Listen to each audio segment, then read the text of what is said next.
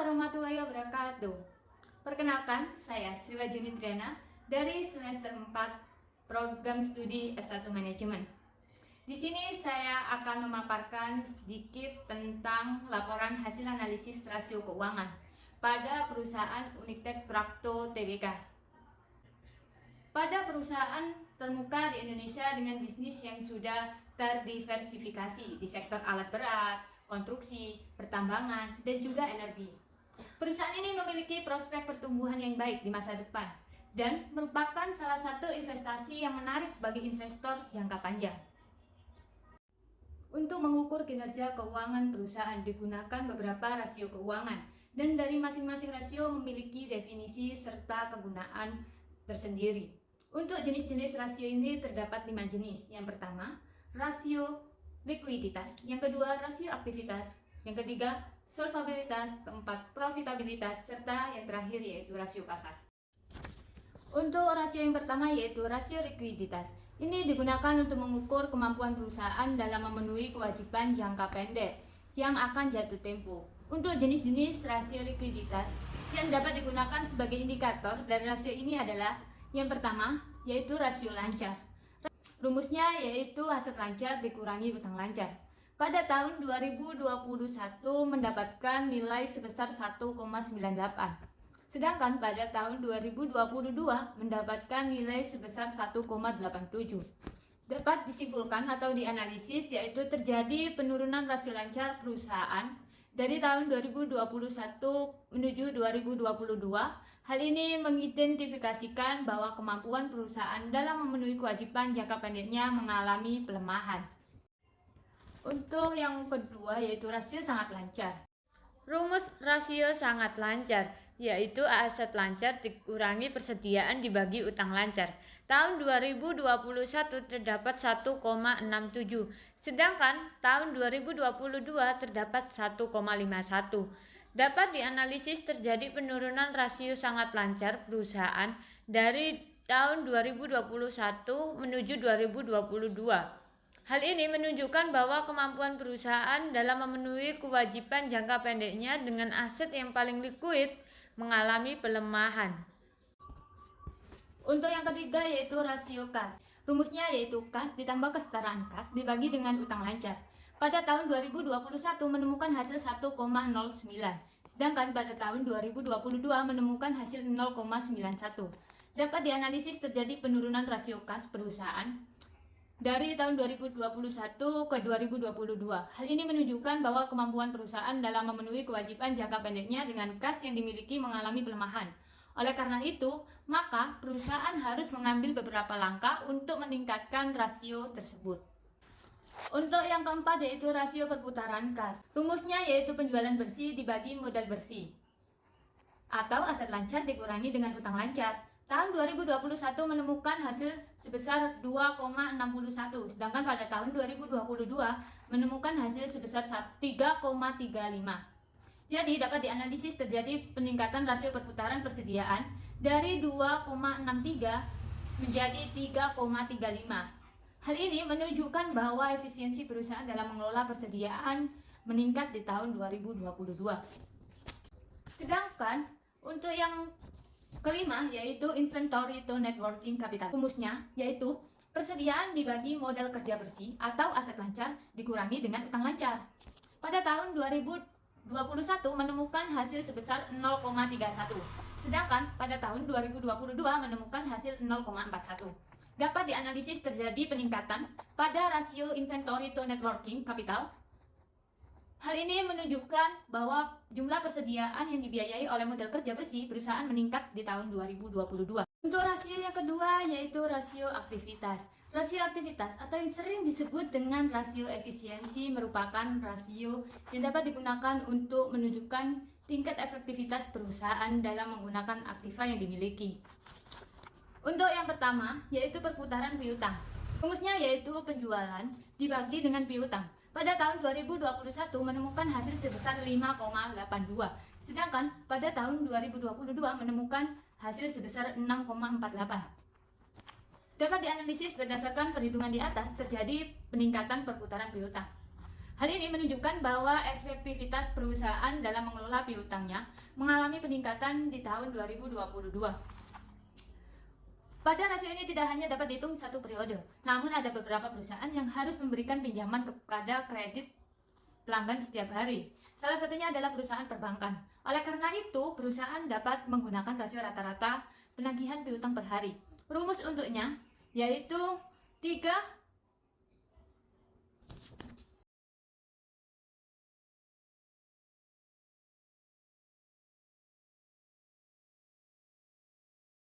yang kedua yaitu perputaran persediaan. Rasio ini rumusnya yaitu penjualan dibagi dengan persediaan.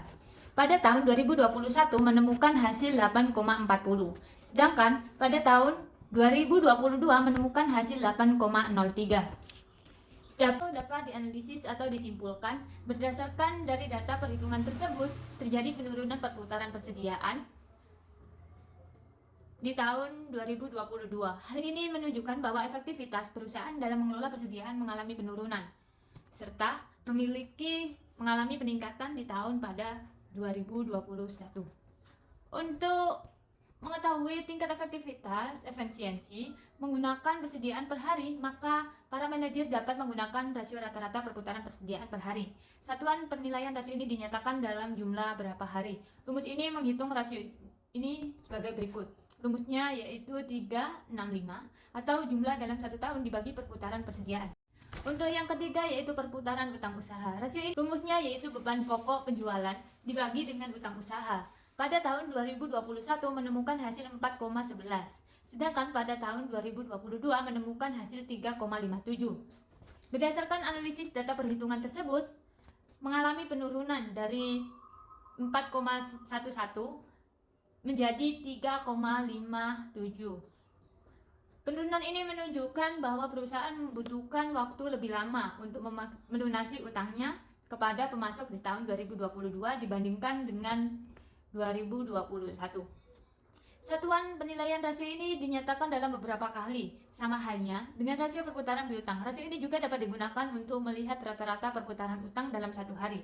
Satuan perhitungan dinyatakan dalam bentuk hari. Rumusan untuk menghitung rasio ini adalah 365 dibagi dengan perputaran utang usaha. Untuk yang keempat yaitu perputaran modal kerja. Rumusnya yaitu penjualan bersih dibagi modal kerja. Tahun 2021 menemukan hasil sebesar 2,63. Sedangkan tahun 2022 menemukan 3,35.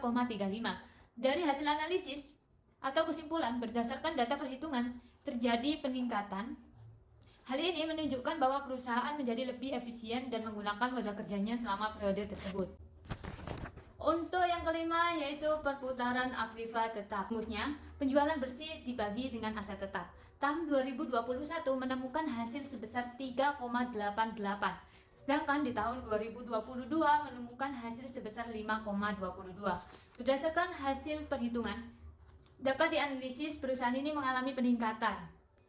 Peningkatan ini menunjukkan bahwa perusahaan akan menjadi lebih efektif dalam menggunakan aset tetapnya untuk menghasilkan penjualan di tahun 2022 dibandingkan tahun 2021. Untuk yang keenam, perputaran aktiva. Rumusnya yaitu penjualan bersih dibagi total aset. Tahun 2021 menemukan hasil sebesar 0,70, sedangkan tahun 2022 menemukan hasil sebesar 0,87. Dapat dianalisis berdasarkan data perhitungan, perusahaan mengalami peningkatan perputaran aset. Hal ini menunjukkan bahwa perusahaan lebih efisien dan menggunakan asetnya untuk menghasilkan penjualan di tahun 2022 dibandingkan dengan 2021. Untuk jenis rasio yang ketiga yaitu rasio solvabilitas.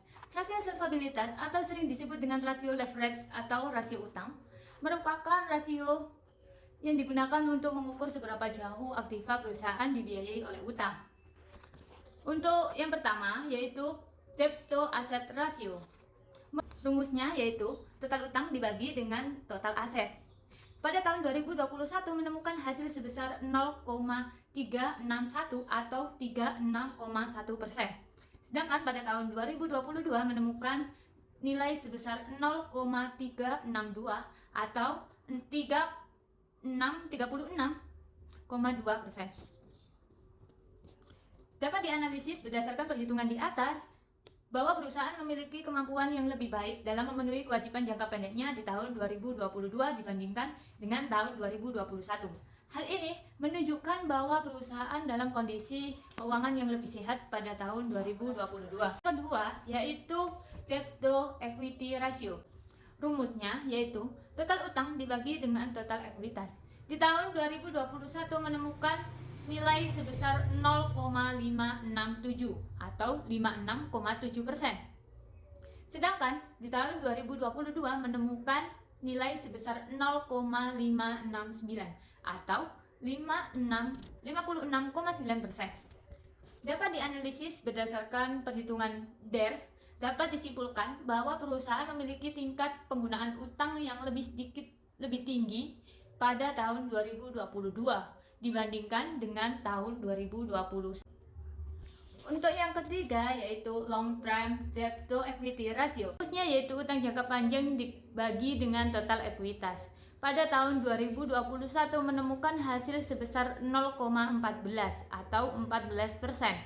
Sedangkan di tahun 2022 menemukan hasil sebesar 0,09 atau 9%. Dapat dianalisis atau disimpulkan bahwa perusahaan memiliki proporsi modal yang lebih kecil untuk membiayai aset jangka panjangnya di tahun 2022 dibandingkan dengan tahun 2021. Hal ini terlihat dari penurunan LER ini menunjukkan bahwa perusahaan lebih banyak mengandalkan utang jangka panjang untuk membiayai aset jangka panjangnya pada tahun 2022. Untuk yang keempat yaitu times interest earnings-nya.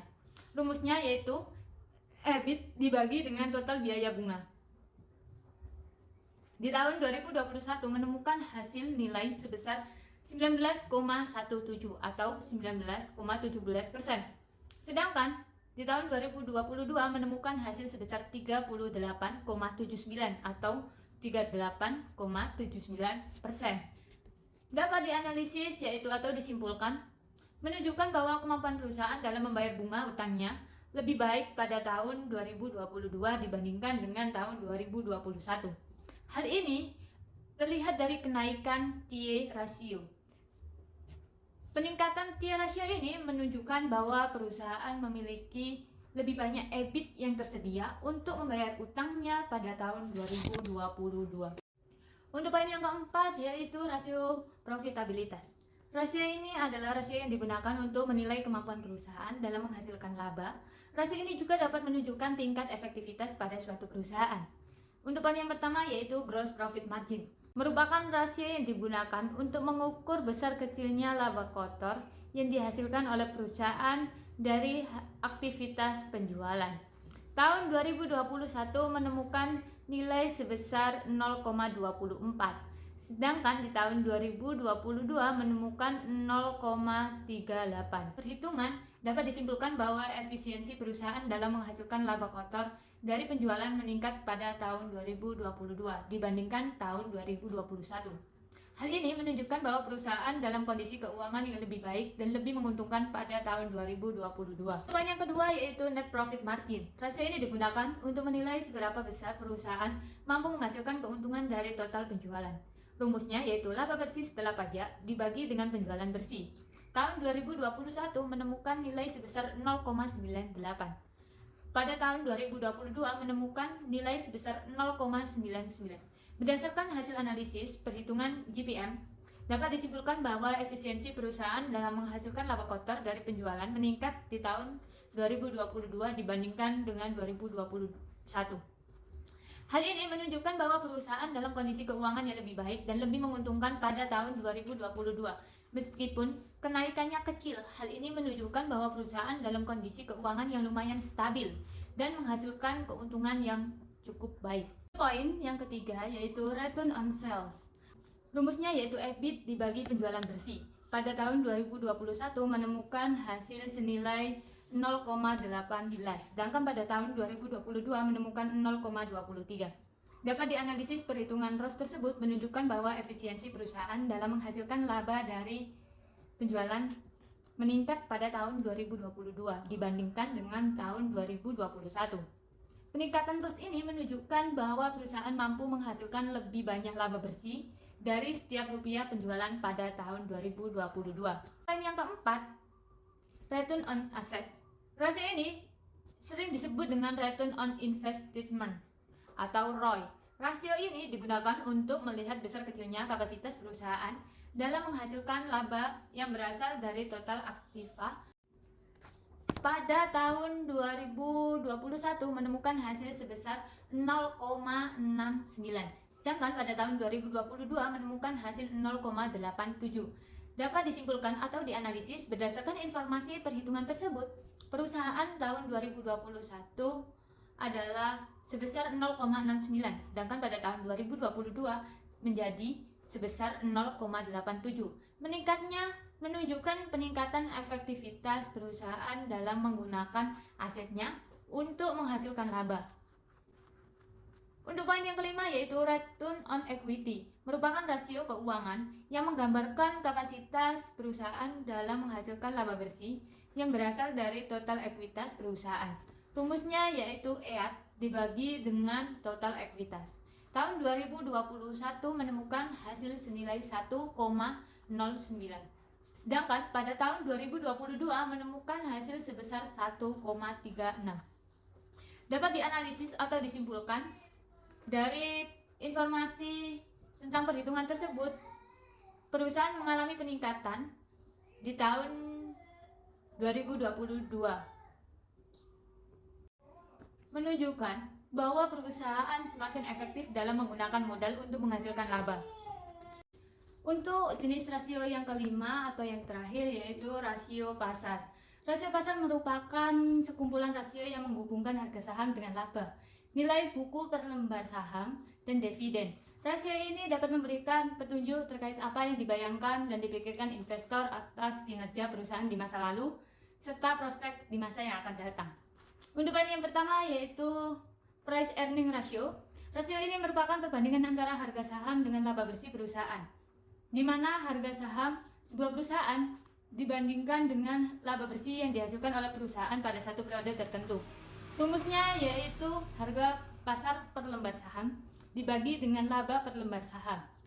Tahun 2021 menemukan hasil sebesar 1.107.500. Pada tahun 2022 menemukan sejumlah 869.166. Dapat dianalisis menunjukkan bahwa pasar saham mengalami koreksi di tahun 2022. Hal ini disebabkan oleh kombinasi dari penurunan laba perusahaan dan kondisi harga saham. Penurunan PER dapat menjadi peluang bagi investor yang ingin membeli saham dengan harga yang lebih murah. Namun, perlu digarisbawahi, investor tetap perlu berhati-hati. Yang kedua yaitu earning per share. Rasio ini dapat digunakan untuk menilai keberhasilan manajemen dalam mencapai keuntungan bagi pemegang saham. Dan rasio ini juga merupakan rasio perbandingan antara laba bersih perusahaan pada periode tertentu dengan jumlah saham yang beredar. Rumusnya yaitu laba bersih dibagi dengan jumlah saham yang beredar. Di tahun 2021 menemukan hasil sebesar 0,02, sedangkan di tahun 2022 menemukan hasil sebesar 0,03. Dapat dianalisis berdasarkan informasi perhitungan di atas. Perusahaan mengalami peningkatan dari 0,02 menjadi 0,03. Hal ini menunjukkan bahwa laba bersih perusahaan per lembar saham meningkat. Untuk kesimpulan secara menyeluruh yaitu analisis rasio keuangan adalah alat yang penting tentunya untuk menilai kesehatan keuangan perusahaan. Rasio ini dihitung dengan membandingkan dua atau lebih pos keuangan dari laporan keuangan seperti neraca, laba rugi, laporan arus kas, dan lain sebagainya. Metode perhitungan yang digunakan yaitu rasio keuangan dihitung dengan membandingkan dua nilai keuangan yang relevan dari laporan keuangan. Rumus setiap rasio dapat bervariasi, namun tentunya mudah dipahami loh. Membandingkan periode 1 dengan periode tahun yang akan datang pada laporan keuangan atau analisis secara horizontal. Analisis rasio keuangan adalah alat tentunya yang paling ampuh untuk memahami kesehatan dan kinerja keuangan perusahaan. Dengan memahami definisi, metode perhitungan, bentuk analisis dari berbagai rasio keuangan, investor, kreditor, dan pihak lainnya yang berkepentingan dapat membuat keputusan yang lebih baik tepat tentang perusahaan. Terima kasih. Demikian yang dapat saya sampaikan, kurang dan lebihnya saya mohon maaf. Wassalamualaikum warahmatullahi wabarakatuh.